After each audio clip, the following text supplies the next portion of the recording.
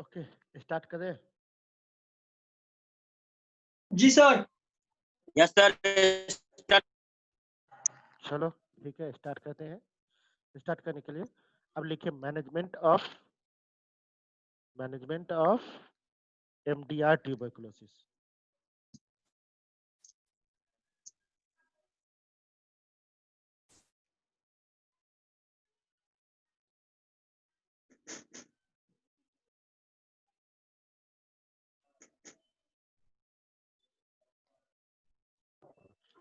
Sir heading क्या है? Management of MDR tuberculosis.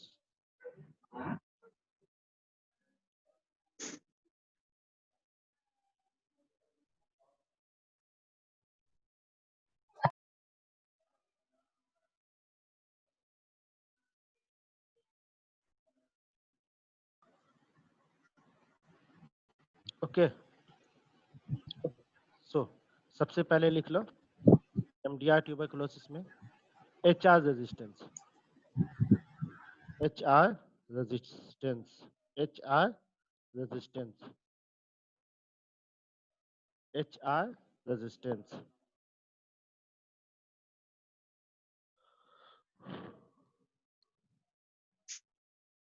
अगर HR रेजिस्टेंस है तो ZEQ, ZEQ यानी pyrazinamide, ethambutol and quinolones. ZEQ plus, hello hello, yes sir. Yes sir. कौन कौन बोल रहा है जिसकी आवाज मेरे तक आ ही नहीं रही? सर एक बार रिपीट कर दीजिए ना sir. If HR is resistance यानी आपका जो है रिफाम्पिसिन एंड क्या नाम है, रिफाम्पिसिन एंड आइसोनियाजाइड रेजिस्टेंस हो गया। जैसा कि मैंने बताया था HR रेजिस्टेंस रिपीट सर नहीं समझ में आया। अरे रिफाम्पिसिन और आइसोनियाजाइड रेजिस्टेंस हो गया। चूंकि मैंने MDI का डिफिनेशन क्या बताया था कि कम से कम ये दोनों ड्रग रेजिस्टेंस होना चाहिए, है ना? तो अगर यही दोनों ड्रग सिर्फ रेजिस्टेंस है यस सर। तो हमें क्या ट्रीटमेंट देना होगा? ट्रीटमेंट देने के लिए if HR is resistance, so treatment लिख लो ZEQ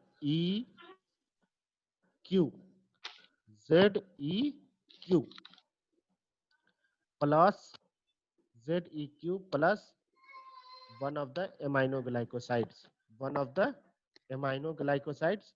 वो कोई भी हो सकता है, वो आपका स्ट्रेप्टोमाइसिन हो सकता है, वो आपका केनामाइसिन हो सकता है, वो आपका ये जेंटामाइसिन हो सकता है। So any of the aminoglycosides. Okay, ये 12 से 18 महीने जी। Continue for 12 to 18 month, continue till 12 to 18 month। Okay जी। चलिए, इफ ऑल एसेंशियल ड्रग यानी first line drug resistance, if all essential drug resistance, if all essential drug resistance.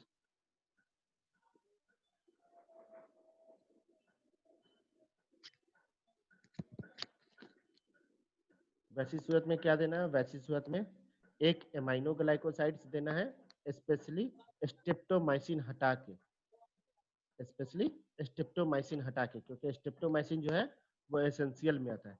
तो या तो केनामाइसिन या जेंटामाइसिन ये दे सकते हैं, या कैप्रोमाइसिन, केनामाइसिन, एमिकासिन, जेंटामाइसिन या कैप्रोमाइसिन दे सकते हैं। ठीक है, उसके बाद इथोनामाइड, इथोनामाइड, साइक्लोसेरीन, साइक्लोसेरीन एंड क्यूनोलोन्स, एंड क्यूनोलोन्स। इसको 24 महीने तक कंटिन्यू देना। If all essential drug resistance, यानी आपका स्ट्रेप्टोमाइसिन रेजिस्टेंस है, आपका इथामोटोल रेजिस्टेंस है, आपका रिफाम्पिसिन रेजिस्टेंस है, आपका पाइजिनामाइड रेजिस्टेंस है, आपका आइसोनियाजाइड रेजिस्टेंस है। तो वैसी सूरत में हम क्या देंगे, एक एमाइनोग्लाइकोसाइड्स जो कि स्ट्रेप्टोमाइसिन छोड़ के होना चाहिए, चाहे वो केनामाइसिन, कैप्रोमाइसिन, एमिकासिन, जेंटामाइसिन, इन चारों में से कोई भी सबसे अच्छा जो है वो है केनामाइसिन। रूटीन प्रैक्टिस में क्या यूज करते हैं हम लोग, केनामाइसिन। ठीक है, केनामाइसिन के बाद इथोनामाइड, इथोनामाइड, इथोनामाइड, इथोनामाइड के बाद cycloserine, cycloserine, cycloserine and fluoroquinolone, specially moxifloxacin या लीवोफ्लॉक्सासिन, स्पेशली मॉक्सीफ्लॉक्सासिन या levofloxacin. Continue 24 month, continue 24 month यानी 2 साल कम से कम ये चारों ड्रग देना।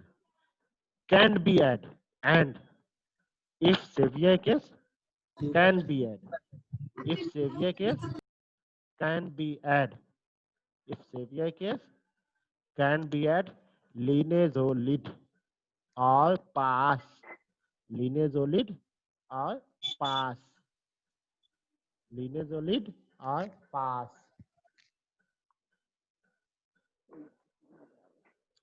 linezolid or pass।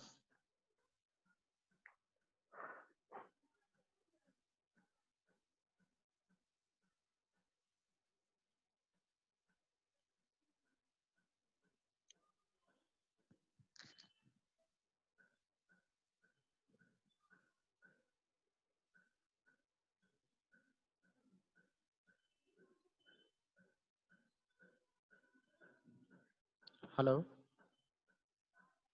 Ji sir.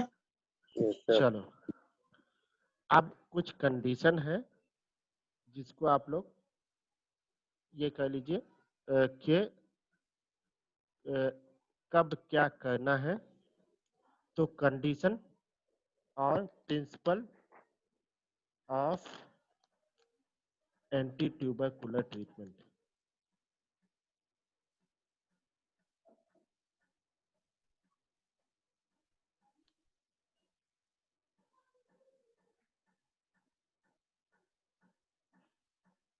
सबसे पहला, always use multi drug regimen, always use multi drug regimen.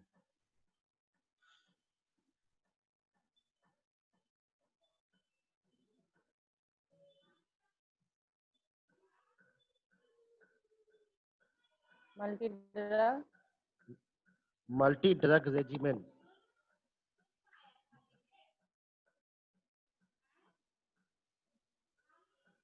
Okay. Ji.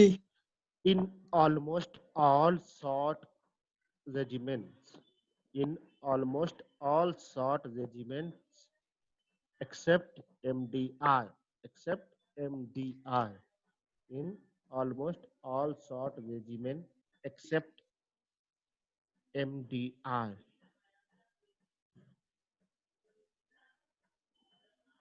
Isoniazid and rifampicin should be included. Rifampicin and isoniazid should be included.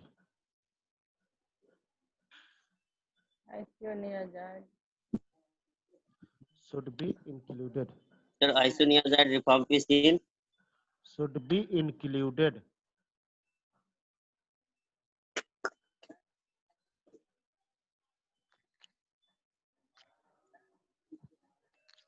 Okay.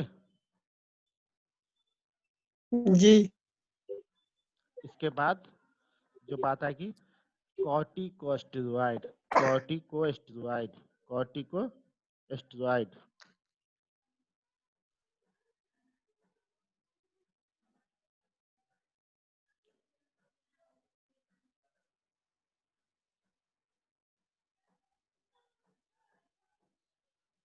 इसको used in meningitis, tubercular meningitis, TBM, used in TBM for acute phase, used in TBM for acute phase, or seriously use in meningitis TBM यानी tubercular meningitis, not only meningitis, tubercular meningitis.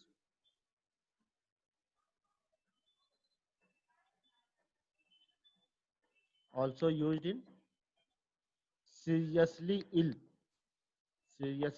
patient, यानी जो बहुत saviour case है उसमें.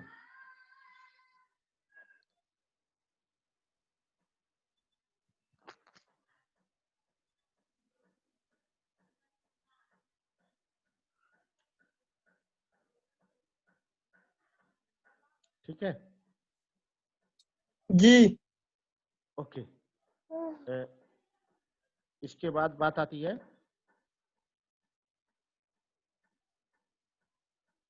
कि keeping ये if patient is pregnant, if if patient is pregnant, आवाज नहीं आती. If patient is pregnant, if patient is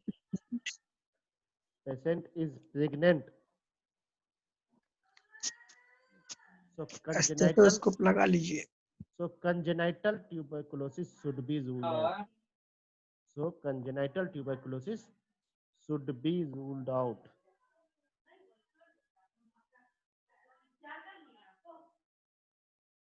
Congenital tuberculosis should be ruled out.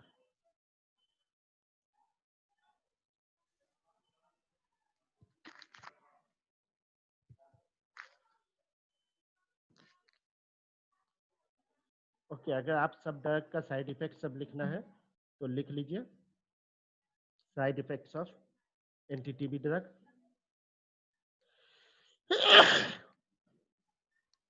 इसके बाद हम लोग खत्म करेंगे. हेलो जी हेलो, सर. लिख लीजिए side yes effects sir. Of जी side effects of anti TB drugs. इसमें सबसे पहले लिखिए फर्स्ट लाइन ड्रग का.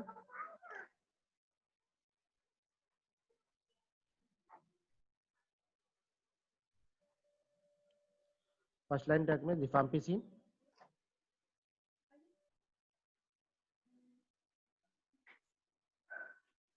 एक साइड नाम सिर्फ डालते जाइए, दूसरी साइड लंबा स्पेस छोड़िए उसके साइड इफेक्ट्स के लिए. ठीक है.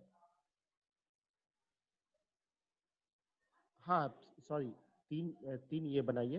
पहले में ड्रग्स का नेम लिख लीजिए, दूसरे में उसका डोज जो है कितना टोटल डोज होना चाहिए, कितना से कितना तक, और किस एज वेट ग्रुप में, वो लिख लीजिए.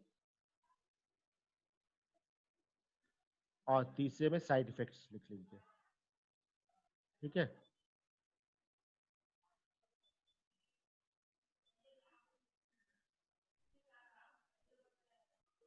तो पहला लिखिए रिफाम्पिसिन.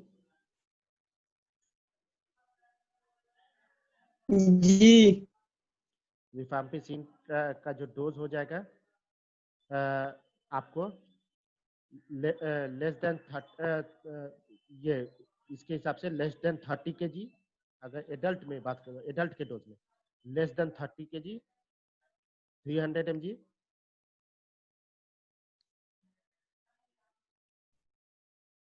एडल्ट में लेस देन 30 kg है, लेस देन 30 kg भी है तो भी एडल्ट है अगर, तो 300 mg देंगे.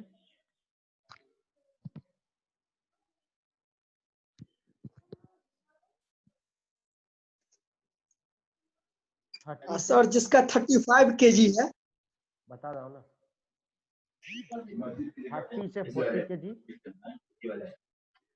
30 से 40 kg, 30 से 40 kg 300 to 450 देंगे, 300 to 450 देंगे. 300 to 450 देंगे।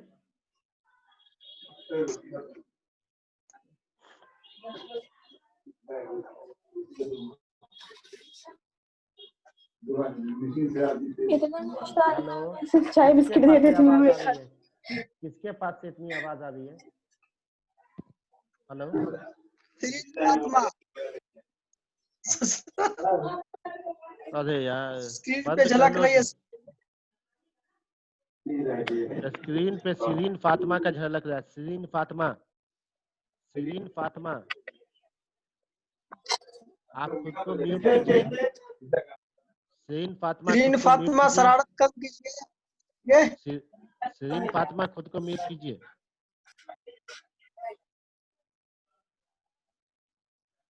ओके चलिए आगे बढ़ते हैं। तो 30 से 40 केजी तक क्या कहेंगे? 300 to 450, 300 to 450।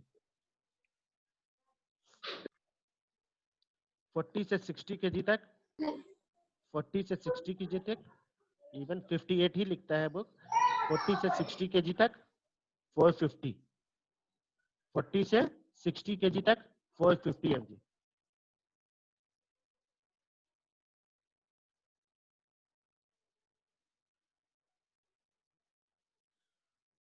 ओके, उसके बाद जी sir. more than 60 kg 600 mg, more than 60 kg 600 mg। 60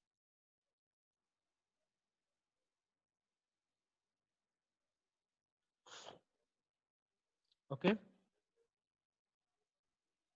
जी साइड इफेक्ट में लिख लीजिए हेपाटाइटिस, ऑरेंज और red urine and stool, orange और red urine and stool, flu like symptom, flu like symptom,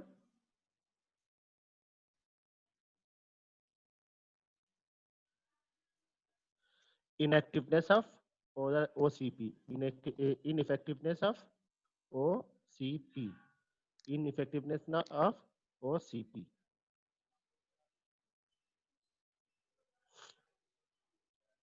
isoniazid लिख लीजिए।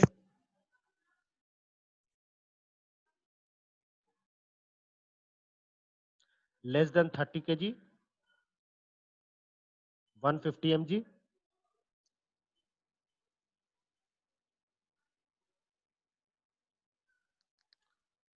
less than 30 kg 150 mg, 30 to 40 kg 225,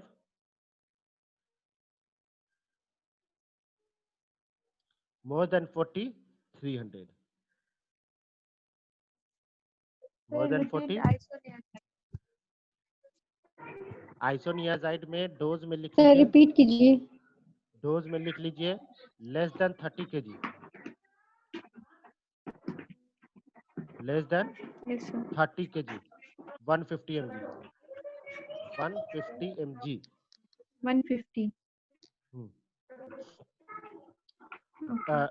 30 से 40 kg 225 mg, 30 से 40 kg 225 mg, more than 40